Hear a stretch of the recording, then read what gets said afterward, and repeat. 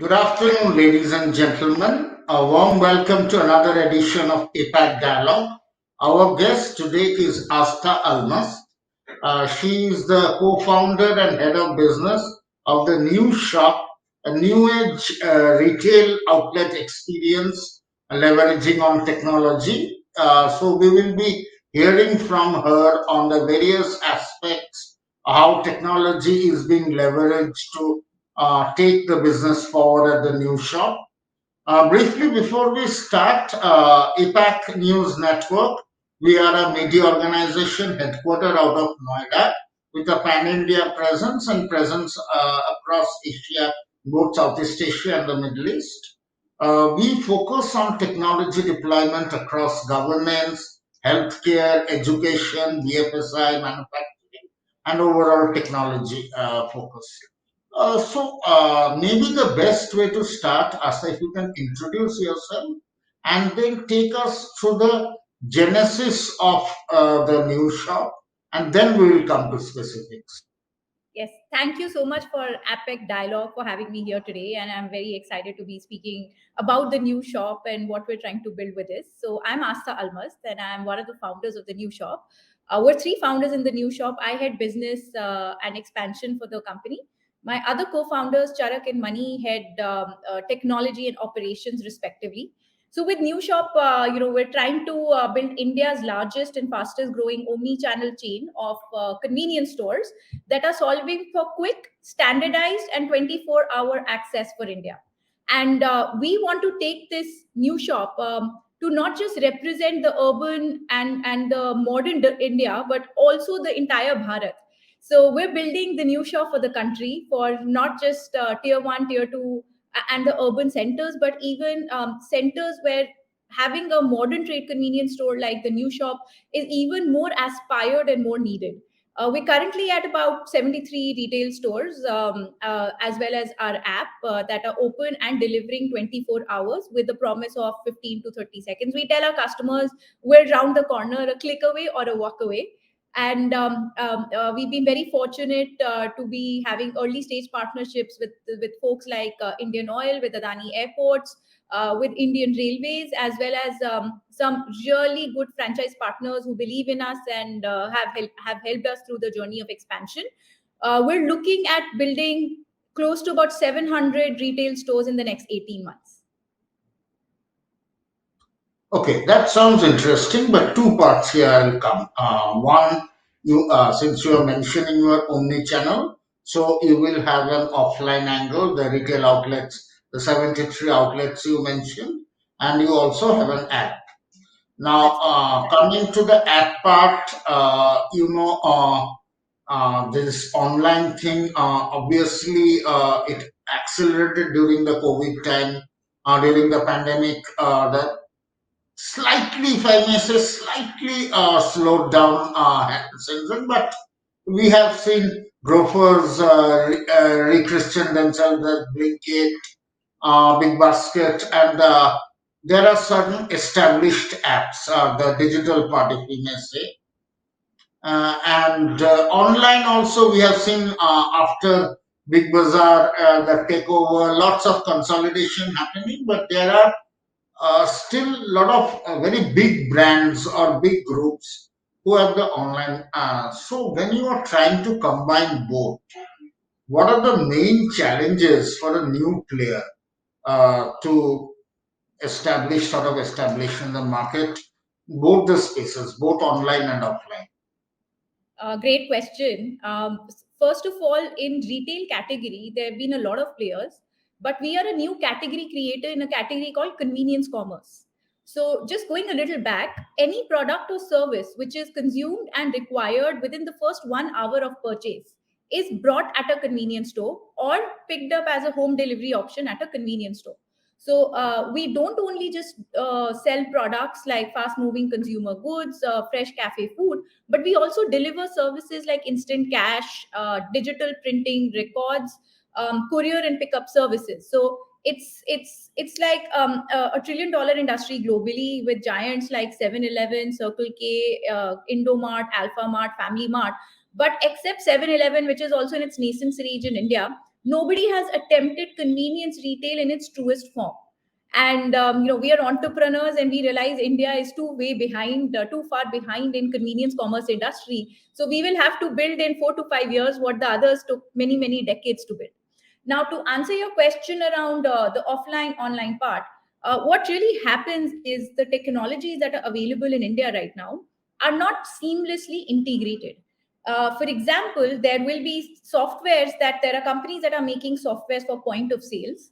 There are companies that are making softwares for inventory management systems. And then there are companies that are making instant delivery apps, or there are companies that are taking all of these offline players online and helping them connect with the customers online. Now, what happens is, it's as strange as it may seem, there are different tech service providers for all these apps, and not one company that's building this end to end in house. And this was a problem that we started facing when we launched our first set of offline stores. And to add to that, the complexity of being open and delivering 24 hours created a bigger problem for us, because it's a very unique proposition, and there are hours, especially during late night, where the order delivery really shoots up. And to integrate it backward to delivery partners, or to process orders at that time when the surge happens, is very challenging if your entire technology backend is not integrated seamlessly. Likewise, when we were operating at railway station stores, what would suddenly happen is that there would be a train that would stop, or a train that would depart, and there would be close to 500, 600 customers waiting right outside our store, wanting things right now and right there. So all these issues were very typically with our problems. I mean, there are no other retail stores that need to process 50 orders per second, right? Which is something that was truly our problem. So we had to sit down, and I'm fortunate that I have two tech founders, and they had to integrate and create a software which had to be cloud based, because we're looking and aspiring to open 10,000 omni channel stores countrywide, pan India, and we're on a franchise model, and we do revenue share. So transparency and data, along with the integration of technology for a very good customer experience, was very important to us. And for that, we had to work back in, from scratch. So we had to build our own point of sale system, which could process so many orders per second. We had to create our own inventory management system, which is cloud based. So sitting here, I can actually track what is lying in my warehouse, in what part of the warehouse, what of my goods are in transit, what of my goods are displayed in which shelf, in which store. And likewise build artificial intelligence and machine learning on customer analytics on top. And the biggest part of this is because the point of sale and the inventory management system in the back end is not integrated. It was very difficult to integrate your last mile delivery app to the back end. So your typical kirana aggregators are struggling with this. They had to like sort of manually enter the inventory management real time, and match it with their real time sales, right? And it's a difficult task to do. So we realized, to make life as simple as possible for franchise owners, this needs to be automated at the back end. So as soon as a customer places an order on the app, or the same time the customer is standing at the store, which is the biggest challenge if you ask us on omni channel, that if at the same time you have the order for a product at on your delivery app as well as in your offline store, how do you ensure that your inventory management system is perfectly in line to ensure that we have complete fulfillment rates, and the order is matched both in the offline store as well as the online store. So we had to create that technology all in house to support that entire system of ordering, delivering, being present at across 12 channels, as well as opening 24 hours. Yes, that's interesting. So now, as you are saying, it's integrated. So the POS model, the Inventory your management. warehousing model, a module, those modules are integrated, and how effectively you are applying the analytics part on it, because that's how I would believe newer customer acquisition would happen. So how Yes. are you applying the analytics on top of? So on multiple layers, first of all, our supply chain is working nearly perfectly. If you you would know that the pilferage rate or the wastage rate in FMCG industry is close to about a 2% in our country, and we have brought it down to about a 0.8%. So our pilferage plus wastage is actually a very little minuscule percentage, because our analytics are giving us the right insight to not just order the right product, but also replenish it in the right way. And if there's any scope for pilferage, theft, loss, it's actually covered because it's real time monitoring. So that's how, that's the first step where we've been able to control pilferage with the help of very good analytics. Number two is, with the help of these analytics, we're able to maintain just in time inventory. So at no point of time in our warehouses do we have a very small warehouse. We run about 73 stores. Our warehouse is close to just about 4,000 square feet, and in fact a lot of people don't believe this, and a lot of investors have flown down to Delhi to see how are we managing such large operations with such a tiny warehouse. And that's kudos to our inventory management system, which is very accurately predicting and helping us achieve working capital negative as well. We only order things that we know are likely to be sold out in the course of the next 15 days. And that also makes our inventory replenishment very, very adequate. And third, and the most important thing that in retail is that people don't know who their customer is and what they're buying. So what they do is, they don't know what brand to keep, what product to keep. So they just bring everything and they put everything in the store. They think if the store has every single product and every single brand, it is going to sell. But that's not what really happens. That just leads to very difficult inventory management mechanisms, and we wanted to not go down that path.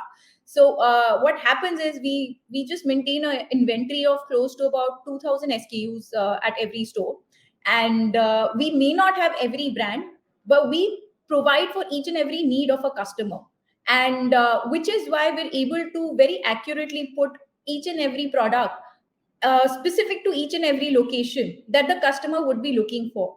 To give some example, we know that we sell about 100,000 kgs of ice cubes a week.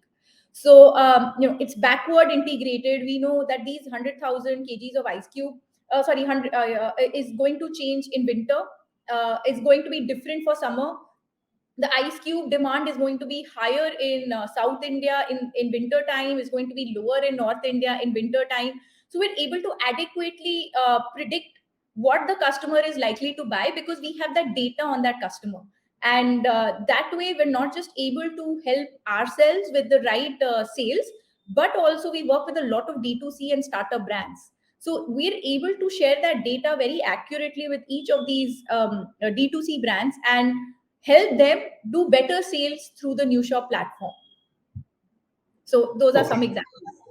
So that's a technology aspect. I'm coming to the other aspect, which is a more real life challenge. You briefly mentioned it. One, since you mentioned most of the products that you are working with are normally uh, which have to be consumed or have a lesser shelf life. So typically, most of the products will have a smaller shelf life, so many of them would be even perishable or thing. So how do you manage the logistical challenge there? Second is, as you obviously mentioned, it's late night or during the relatively odd hours. So that brings another logistical challenge in terms of delivery personnel and all the things. So how have you till now looked at those challenges, especially considering that you plan to expand in 18 months to 700 outlets? Sure. So when I mentioned that any product that is procured at a convenience store, product or service, is consumed within the first 1 hour, I don't mean it's perishables. So our sale of perishables is actually not as high because we're not a grocery store, we're a convenience store. So typically the kind of products that we tend to have a longer shelf life of more than about 6 months. The only live and perishable products that we have is live food at the F&B section. We make live food, on the go food for customers, which is anyway consumed within the first 1 hour. And for that purpose only, we have a frozen supply chain. So we backward integrated with a lot of suppliers who make frozen products for frozen ingredients for a lot of large other chains as well. So our entire for perishables, our entire supply chain is frozen, and we freshly prepare the food at the store. So we're able to manage all of that beautifully with the frozen supply chain. For other perishables like milk and bread, we have a direct to store kind of logistics. We've partnered with brands that have national presence, or invested in companies that aspire to have national presence, and they have built in that mechanism to deliver directly to the store. And we do a lot of local procurement in tier 2 tier 3 cities. For instance, our very recent store in Rohtak or Meerut, we are very big on promoting make in India brands and going hyper local. So in locations like tier 2 tier 3 cities, we partner with local brands there that are very loved. And because of maybe not great marketing, because small medium enterprises don't have that understanding, are not able to find themselves a right distribution partner. So in those cities, we're actually launching in Hyderabad, and likewise we partner with a local brand and player there to supply us perishables and best products. And over there, they have the supply chain to deliver directly to the store. So that's how we handle our perishables. For 24-hour delivery, it's the interesting thing here is that because we have this unique positioning, most of our sales actually happen at night. So we actually work the other way around. We actually refill our stores during early morning hours or afternoon time, unlike other retailers who replenish their stores later in the evening or night, because our rush hours begin post 6 p.m. So we're very lucky where when we have our local trucks doing replenishment cycles, we're able to do the replenishment at a time when the trucks don't have no entry rules, and are easily able to replenish the store. So our replenishment cycle is very different from a typical retail store cycle. Interesting. Two other aspects here. One, you mentioned the 73 retail outlets now. So, which are the cities or locations they are now? And as you plan tier 2, tier 3 cities, and you intend to go hyper local with many of these local brands, in some cases, there is a question of, I'm not saying that all smaller local brands will be bad, but there is a question of some compromise in quality, which can ultimately lead to erosion of the overall brand equity, I may say. So, how are you looking at what are the sort of quality control and those sort of exercises typically? And the other part is initially you mentioned, other than the standard convenience outlet products, you also deliver those kind of services. So That's correct. now those services are typically uh, delivered by the different kind of service providers. So that means you will have some business tie-ups. So which are these entities, those business tie-ups you have already done to deliver, and what are those kind of services? Great. So you had three questions. Number one is, which cities do we already have presence in? So as we are a Delhi-based company, we are very big in Delhi NCR. So Delhi and all the periphery cities like Noida, Faridabad, and Gurgaon, along with Delhi, is where we have a very strong presence. In tier two, we've moved to Meerut, Rohtak. We are in Ahmedabad, Lucknow, Mumbai, and we're launching in Hyderabad and Bangalore. So Hyderabad is launching in 5 days, and likewise will be followed by Bangalore and Chennai. So that's our plan for this particular year before December. And post that, we are coming in cities like Jammu. So in Jan Feb onwards, you'll start seeing us in Jammu, in Indore, as well as there's one more city which I'll disclose a little later. So that's a city presence. In terms of how are we handling? Sorry, what was the question? What was the last question again? Can you repeat that? Oh yeah, the quality parameters. So in terms of the quality parameters, we don't work with brands that are not FSI registered or don't have the relevant certification and qualification to be selling. So all our brands have to adhere to the FSI, the weights and measurement, and various other authority rules. They have to, if it's a startup brand that does not have these parameters, we'll wait out till they meet those parameters. So all the relevant certifications and good manufacturing practices have to be adhered to, and they have to give us the certificate for us to be confident that this is a brand that is adhering to certain quality standards. We work with small brands, but those brands are all professionally run. So the quality is not compromised in any aspect. And in fact, some of these brands that are so great, we have also gone ahead and invested in those from our company's point of view. So we've actually made a lot of investments in these startups. And your third question was around. So I can your This mute. was around the services, Yes. the so tie So up for with service providers. So for services, the banks, the RBI allows any service provider to transact up to 5,000 rupees. So if customers right now come to us, they give us cash in UPI, or they can transact through the app through UPI, and we deliver them the cash. Finding the right ATMs in smaller cities is even a larger challenge, and the ATMs are not replenished frequently with cash. And that came up to us as a very good insight, and that's why we introduced instant cash delivery services. The other services that we have is printing. Now, we already have a printer at all our stores because we're printing invoices and various other things for ourselves. And we realized if we have an asset, why not utilize it? So we had a lot of customers coming in and asking that, hey, can I make use of your printer? So we just made it as a printing as a service available to our customers, and they are more they trust us more to share their document than just uploading it on the app, because we have a physical store and there's a relationship that's being built with the customer. So they trust us that we're not going to fudge their documents or take their documents away or take multiple printouts. They're there, they get the printout and they leave, so their confidentiality and privacy is respected and maintained. For electric vehicle charging stations, there are some tie-ups that we're exploring with, but one tie-up we've already done is with Indian Oil gas station. So all the vehicles that come to Indian Oil for for their gas always have waiting periods or need quick on the go kind of things. It could be a tea or a coffee, or maybe a packet of chips for on the way. So we tied up with Indian Oil, and there's a larger partnership which will be announced in the future on how we're integrating the services of Indian Oil as well as ours. The fourth tie-up we have is with the company called Shiprocket for pickup and delivery services.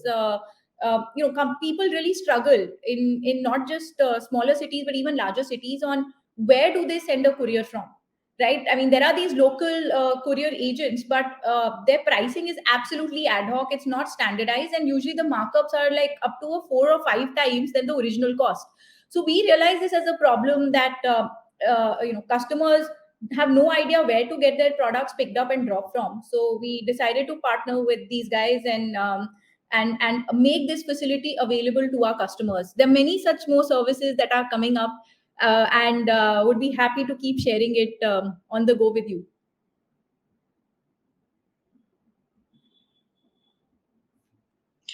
So next comes more on the business aspect. You earlier mentioned for the expansion plans, obviously you're looking at franchises and that. So overall, I would like to ask what is the go-to-market model that you plan, the strategy, and once again when you are sort of inducting franchisees, again, especially in smaller towns, in some way the question of quality in the sense we have seen in smaller towns, there are often these local players who have built cartels themselves.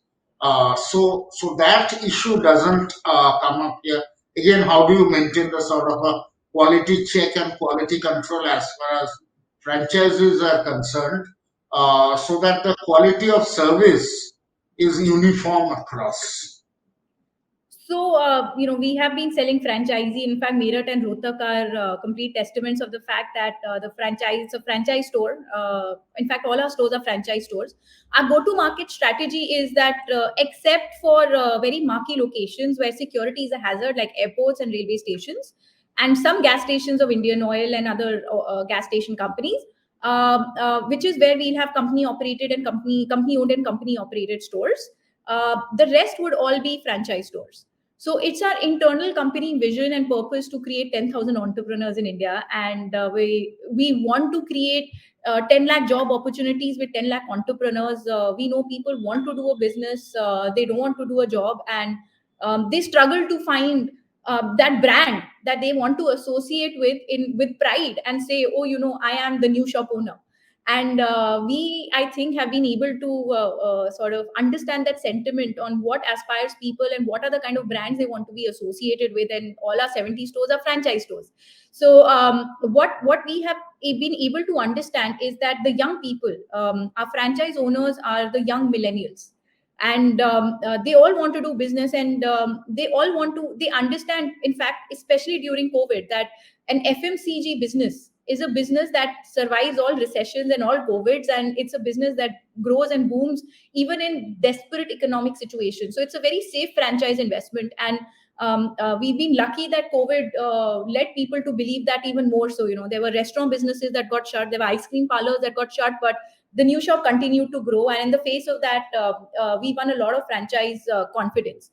Now, in 2 years, what we have done is that we've created our own in-house training institute. So we've launched a school, which our folks call the Taj Mahal, because we are creating wonders of retail industry every day, every hour in that institute.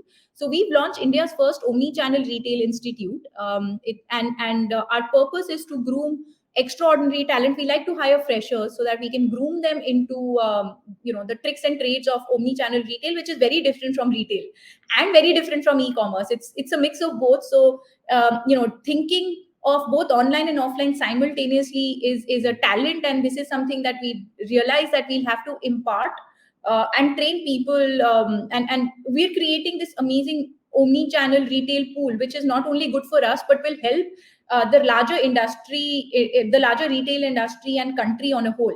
So our standardization and processes come from that extraordinary training school that we run, which runs both online and offline classes. And we have mock retail stores where just before the store opening, we take the retail employees and we train them on this is how the burger is made, this is how a sandwich is made, and the same person is trained on the POS, the same person is trained on the delivery app, and we empower each and every employee, no matter what is their seniority and what is their years of experience, to learn each and every aspect of the convenience retail that we operate, so that they have a chance to grow in that career. And we very recently launched a program called Employee to Entrepreneur, where each and every retail employee has an opportunity to become a franchise owner.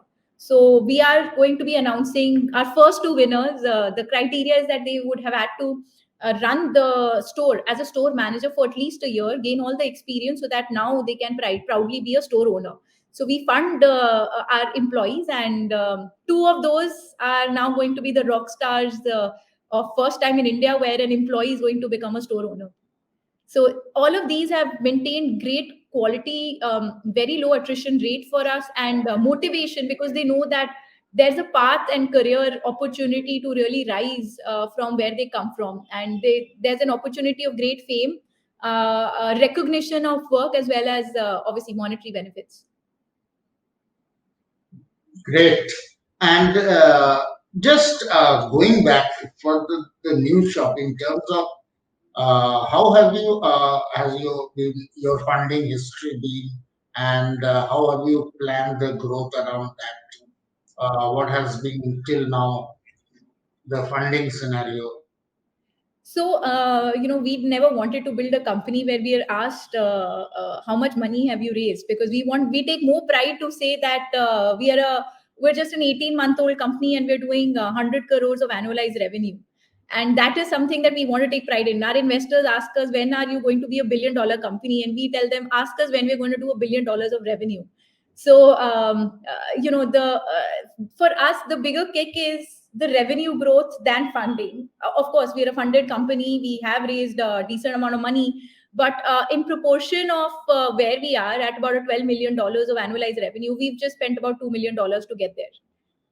So that's something that we take great pride in, and hope we can maintain this financial discipline, and keep finding growth hacks to grow the company in a very organic fashion, and in a fashion that customers really love us. So we've not spent a penny on marketing to get to the number that we are. Close to about 1 million users, $12 million of ARR. Just this month, the month of October, we did about $1.5 million of revenue, and that's where our true victory and growth journey lies in. So now you mentioned about the newer location and those plans, but overall for the growth and expansion, not just in terms of retail outlets, also for the. By the way, what is currently of those 100 crore, that $1 million you're saying? What's the proportion between the offline and the online business So the currently? offline is about an 80%, and about a Okay. 20% is online. But this online is spread across multiple channels. So our own app, our presence across other channels like Swiggy, Zomato, etc. So we're presence across 12 Okay. channels. Okay. And what are going to be the key focus areas, if I may say, for the next 12 to 18 months, next 5 to 6 quarters, in terms of growth and expansion plans? So we are going to be present in about 20 cities and have close to about 700 stores. Other than that, expansion, what are going to be the areas where you would focus on? So we are there's one product that we're going to be launching soon. It's a it's a SaaS product for brands, where we realize that brands don't have data, and all the brand managers keep doing is keep calling the retailers. What is my sale? What do you see is the potential? And there's no mathematics really to it. So we've since we are sitting on the data of both the customers as well as the locations, the advantage of the new shop is that we sit on captive audience, whether it's a residential area or it's a gas station or it's an airport or a railway station. We know exactly who the customer is in walking into that area, and what their demographic is, what their disposable income is, what section of families they come from, strata of society they come from. So brands find this data and insights very very valuable. So we are able to crack some really good affinity analytics. For instance, we are able to determine which two brands or two products or SKUs are likely to be sold together the most, at what time of the day, how do people like paying for it, through cash, card, or UPI. What gender is likely to purchase it, what age group is likely to purchase it. So those insights were coming out to be super valuable for brands, and we decided that on popular request from brands, that we launch it as a SaaS product, where brands can now track real time. It's going to be subscription based on who their customer is, what they're buying, how can they boost their marketing activities. So that SaaS product is currently underway. We've tested it with some brands, and we've got phenomenal results. Like for instance, there's one famous yogurt brand, D2C brand, and what they found out was that although at night, most of our customers, the ratio of men to women is about a 60/40.